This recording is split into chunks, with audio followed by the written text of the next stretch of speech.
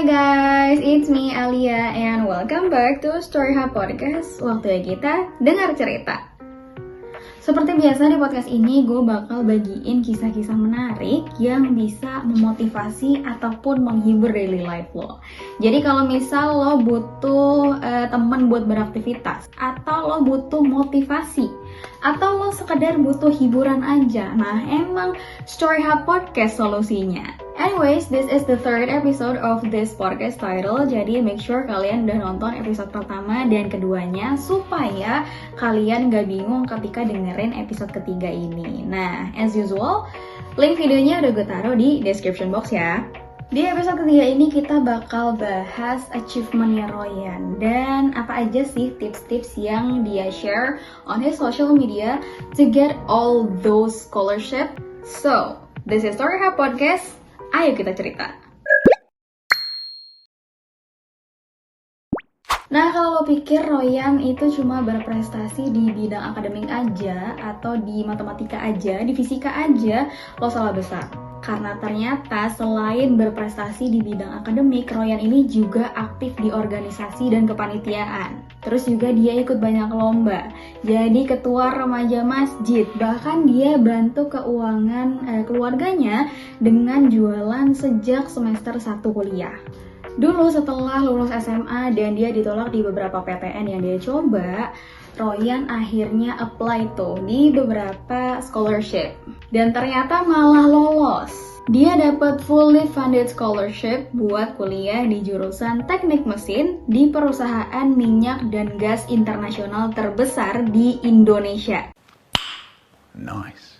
Nggak sampai di situ, bahkan sebelum lulus, Royan daftar lagi ke program ekstensi S1, Industrial Academy Collaboration for Indonesian Mechanical Engineers di Tsinghua University, Taiwan, yang merupakan program kolaborasi antara Indonesia dan Taiwan. Jadi program ini tuh paid internship scholarship, di mana para applicants yang diterima nanti akan kuliah dan belajar selama 1,5 tahun, dan 1,5 tahun lagi mereka akan bekerja di perusahaan di bawah naungan negara Taiwan. Terus apakah udah selesai? Tentu saja belum.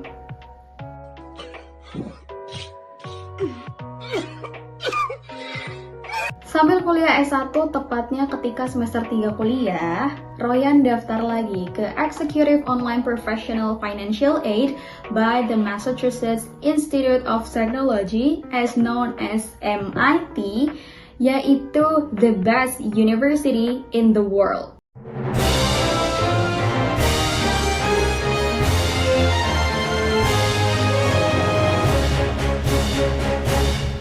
Yaitu program yang menawarkan pembiayaan online courses di MIT bagi para penerimanya. Royan pernah bilang di salah satu postingan Instagramnya, katanya faktor paling utama itu relasi dan orang dalam. Tapi yang aku yakini, kalau kualitas diri udah sampai, attitude kita baik, dan kita selalu menyertakan Tuhan dalam setiap hal, aku yakin semua kesempatan itu pasti bisa terjadi, gitu katanya. Tapi kalau dipikir-pikir, zaman sekarang tuh semuanya serba orang dalam ya. Mulai dari institusi pendidikan, terus juga perusahaan, bahkan sampai ke institusi pemerintahan. Tapi kalian amazed gak sih sama Royan? Karena jujur gue sendiri ketika denger kisahnya dia tuh salut juga gitu. Kayak kerja kerasnya dia, terus semangatnya dia buat kuliah itu tuh kayak gak habis-habis gitu loh. Di salah satu postingan Instagramnya, Royan pernah bilang gini, sejak kejadian musibah kebakaran di masa laluku, aku punya prinsip. Sebagai mahasiswa, aku harus kerja keras di bidang akademik maupun non-akademik, di sekolah maupun luar sekolah. Dan itulah hal yang jadi fokus utamaku, yaitu maksimalin potensi terbaik sesuai minat. Kalau tentang hasil itu bukan fokus utamaku.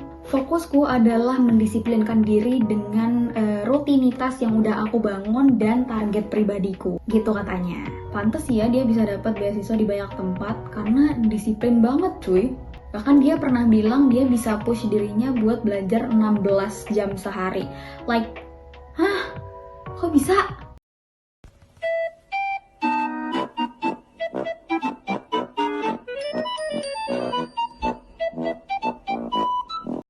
kayak salut juga gitu, kayak seberapa gigihnya dia, terus kayak tekadnya dia buat bisa kuliah. Nah, masuk ke tips-tips yang Ryan share on his social media.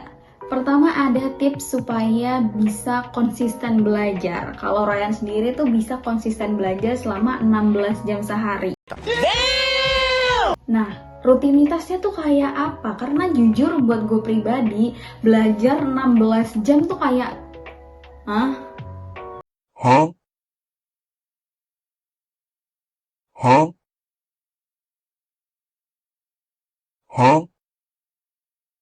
Kok betah gitu? So here are several ways he has been doing for years, or maybe he's still doing it. Pertama, Ryan itu sudah terbiasa bangun subuh tepat waktu. Katanya sholat subuh tepat waktu itu udah jadi awal yang baik buat memulai hari. Terus juga jangan lupa buat memulai semuanya dengan doa. Nah, terus selanjutnya Ryan itu ngafalin satu ayat Al-Quran baru. Terus juga murojaah ayat yang kemarin, alias ngulang hafalan ayat yang kemarin. Next, kalau menurut Ryan, punya jadwal buat sehari itu bisa bikin kita disiplin. Jadi dia suka bikin tuh jadwal buat sehari itu dia bakal ngapain aja. Kalau buat Ryan ini kan karena dia belajar selama 16 jam, jadi dia bagi jadi 2. 8 jam pertama dan 8 jam kedua. 8 jam pertama itu mulai dari jam setengah 6 pagi sampai setengah 2 siang. Terus 8 jam kedua itu dari setengah 3 sore sampai jam 11 malam. Kalau target belajarnya itu bisa kalian sesuaiin sama yang kalian butuhin. Kalau Ryan sendiri waktu itu karena dia harus improve bahasa Inggrisnya dan dia juga harus belajar tentang teknik mesin, jadi 2 ini yang jadi fokusin dia. Nah, karena 16 jam itu waktu yang lama banget, akhirnya Ryan bikin nih kayak kata-kata motivasi gitu supaya jadi penyemangatnya dia ketika dia lagi capek belajar. Kata-katanya tuh gini, belajar itu capek dan berat, tapi kalau misal kita jadi anak yang gagal dan pengangguran di masa depan, itu bisa jadi dosa dan bahkan nanti lebih capek lagi di masa depan gitu katanya. Terus katanya selanjutnya jangan lupa juga buat jaga mental dan fisik. Jadi jangan fokus ke belajarnya aja, jangan lupa mentalnya juga harus dijaga. Contohnya misal dengan selalu berpikiran positif. Terus juga olahraga dan juga makan minumnya yang teratur. Jangan sampai karena terlalu serius belajar, terus ngeforsir terus sampai lupa makan, lupa minum. Akhirnya bukannya jadi maju malah jadi tumbang. Jadi jangan sampai ya. Terus terakhir yaitu niat belajarnya. Jadi niat belajarnya itu jangan buat dapet kampus atau buat dapet sekolah favorit gitu, jangan, tapi buat ibadah. Masya Allah. Nah, rutinitas hari-harinya udah, kita masuk ke metode belajarnya Ryan nih. Ryan pernah bagiin di salah satu postingan Instagramnya tentang metode dia ketika belajar tuh gimana. Jadi Ryan itu selalu ngerasa dirinya kurang dari teman-temannya yang lain. Dia ngerasa kayak dia tuh perlu belajar lebih banyak. Akhirnya dia punya kebiasaan buat belajar sebanyak 4 kali, yaitu sebelum, saat, dan setelah kelas, dan juga setelah paham. Contoh kasusnya yang dia sebutin waktu itu yaitu tentang mekanika fluida. Lo nggak tahu mekanika fluida? Sama gue juga nggak tahu. Jadi jangan tanya gue, tanya Google aja sana, jangan manja. Jadi sebelum kelas tuh biasanya dia pergi ke bandara buat lihat gimana sih mekanisme pesawat itu bisa terbang. Terus nanti dia bikin formula sendiri yang asalnya itu dari referensi-referensi yang udah dia baca. Terus nanti waktu di kelas dia banyak nanya ke guru tentang biasanya tuh penerapan suatu rumus tuh kayak gimana, terus implikasinya di real life itu kayak apa. Baru setelah kelas dia review, terus dia coba ngaitin pelajaran yang dia pelajari sebelum dan sesudah kelas. Terus biasanya pas udah paham dia ngabisin banyak latihan soal, mulai dari soal ujian harian, terus ujian nasional, bahkan soal-soal buat olimpiade kayak gitu dia babat habis semua. Next ada tips Ryan improve bahasa Inggrisnya. Gimana sih Ryan bisa improve bahasa Inggrisnya padahal asal dia itu dari kota yang terpencil yang bahkan buat dapat internet aja susah.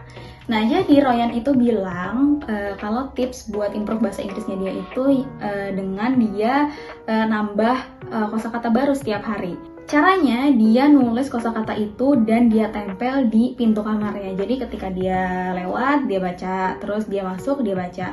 Tapi jujur metode hafalan kayak gini itu nempelnya lebih lama loh. Jadi kayak word. Nice. Habis itu dia juga nyari orang-orang yang fluent in English buat practice speakingnya dia. Dia juga ikut English speaking and debating class supaya dia makin fluent in English. Tapi personally jujur buat gue pribadi juga speaking itu membantu banget dalam improving English. Jadi kalau misal kalian masih belajar dan takut buat ngomong bahasa Inggris karena aduh gue takut grammarnya salah, gue takut ininya salah dan lain sebagainya, nggak apa-apa, pede aja. Karena orang Amerika tuh sebenarnya juga nggak gitu merhatiin grammar. Yang penting kalian pede ngomong aja dulu. Jadi para native speaker itu nggak gitu pentingin grammar. Yang penting tuh bagi mereka English itu bisa dipahamin. Jadi pede aja buat ngomong, karena kadang even mereka pun gak ngerti grammar. Yeah, boy.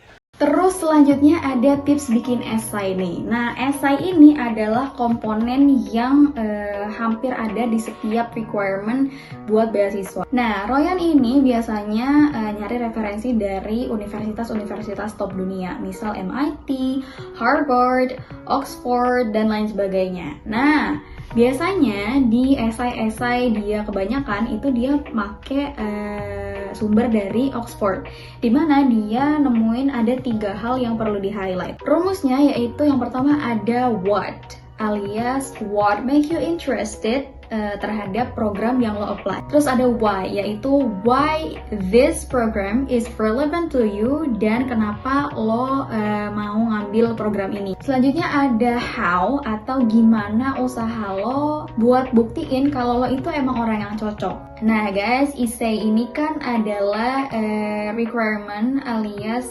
persyaratan yang pasti ada di setiap beasiswa, terkhusus untuk ke luar negeri. Jadi persiapin banget mateng-mateng dan dari jauh-jauh hari ya. Oke, udah panjang lebar kita cerita tentang tokoh keren yang satu ini, yaitu Ryan Irsyadullah Pram. Dan gak kerasa udah 3 episode aja kita bahas tentang dia, karena saking banyaknya pelajaran yang bisa kita petik dari kisahnya. Gue harap dengan adanya podcast yang bahas tentang Ryan ini bisa sedikit banyak nyemangatin kalian yang mungkin lagi ada di posisi yang sama kayak Ryan, atau mungkin juga lagi butuh motivasi buat bangkit. Jadi semangat buat kalian para Story Hub listeners, entah kalian relate atau enggak. Gue harap podcast ini tetap bisa menebar hal positif buat kalian semua. So next, kalian mau gue bahas apa lagi? Hit me up on the comment. Dan kalau kalian mau bagiin cerita kalian, bisa juga mention atau DM ke Instagram @storyhub_pod. So don't forget to listen to Story Hub Podcast setiap hari jam 9 pagi. Dan jangan lupa buat subscribe dan klik loncengnya supaya lo gak ketinggalan konten-konten menarik yang bakal kita sajiin di sini. So this is Story Hub Podcast, waktunya kita denger cerita. Bye!